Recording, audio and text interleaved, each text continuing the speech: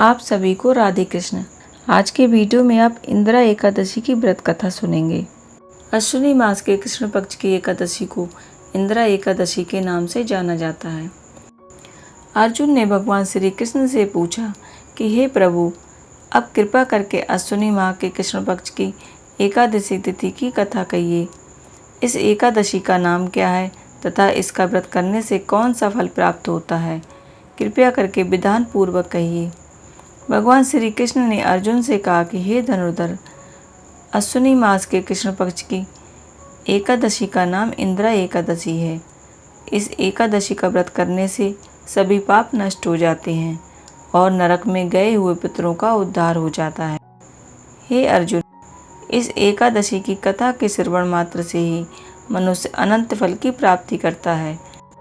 प्राचीन काल में सतयुग के समय में महिष्मती नाम की एक नगरी में इंद्रसेन नाम का एक प्रतापी राजा धर्म पूर्वक अपनी प्रजा का पालन करते हुए शासन करता था।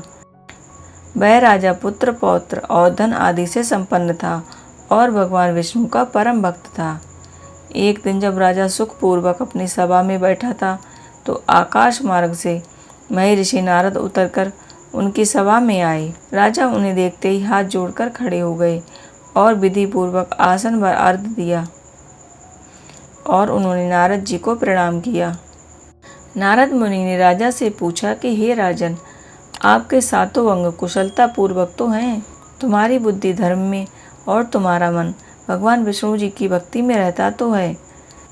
देवर्षि नारद की ऐसी बातें सुनकर राजा ने कहा कि हे महर्षि, आपकी कृपा से मेरे राज्य में सब कुशल मंगल है तथा मेरे यहाँ यज्ञ कर्म आदि होते रहते हैं। आप कृपया करके अपने आगमन का कारण कहिए। तब ऋषि कहने लगे कि हे राजन, आप आश्चर्य देने वाले मेरे वचनों को सुनो। मैं एक समय ब्रह्मलोक से यमलोक को गया। वहाँ श्रद्धापूर्वक यमराज से पूजित होकर मैंने धर्मशील और सत्यवान धर्मराज की प्रशंसा की। उसी यमराज की सभा में महान ज्ञानी और धर्मात्मा तुम्हारे पिता को एकादशी का व्रत भंग होने के कारण देखा। उन्होंने संदेशा दिया, सो मैंने तुमसे कह दिया। उन्होंने कहा कि पूर्व जन्म में कोई विघ्न हो जाने के कारण मैं यमराज के निकट रहता हूँ।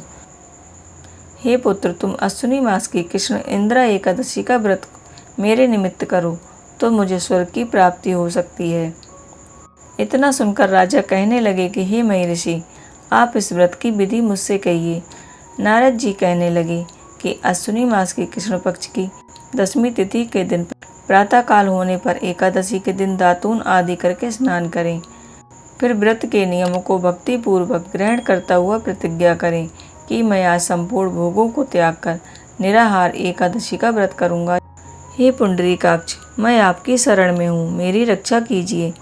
इस प्रकार नियम पूर्वक शालिग्राम की मूर्ति के आगे विधि पूर्वक श्राद्ध करके योग्य ब्राह्मण को फलाहार का भोजन कराएं और दक्षिणा दें। पितरों के श्राद्ध से जो बच जाए उसको सूंघ कर गाय को दे दें तथा धूप दीप गंध पुष्प आदि से भगवान ऋषिकेश का पूजन करें। रात में भगवान के निकट जागरण करें। इसके पश्चात द्वादशी के दिन प्रातःकाल होने पर भगवान का पूजन करके ब्राह्मणों को भोजन कराएं। भाई बंधुओं स्त्री पुत्र सहित सभी मौन होकर भोजन करें। नारद जी कहने लगे कि हे राजन, इस विधि से यदि तुम आलस्य रहित होकर इस एकादशी का व्रत करोगे तो तुम्हारे पिता अवश्य स्वर्गलोक को जाएंगे। इतना कहकर नारद जी अंतर्ध्यान हो गए। भगवान श्री कृष्ण कहने लगे कि हे युधिष्ठिर, यह इंदिरा एकादशी का व्रत माहात्म्य मैंने तुमसे कहा।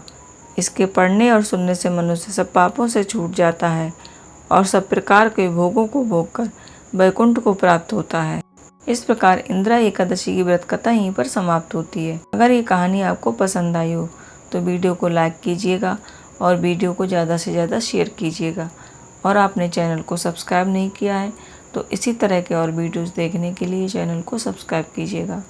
राधे कृष्ण।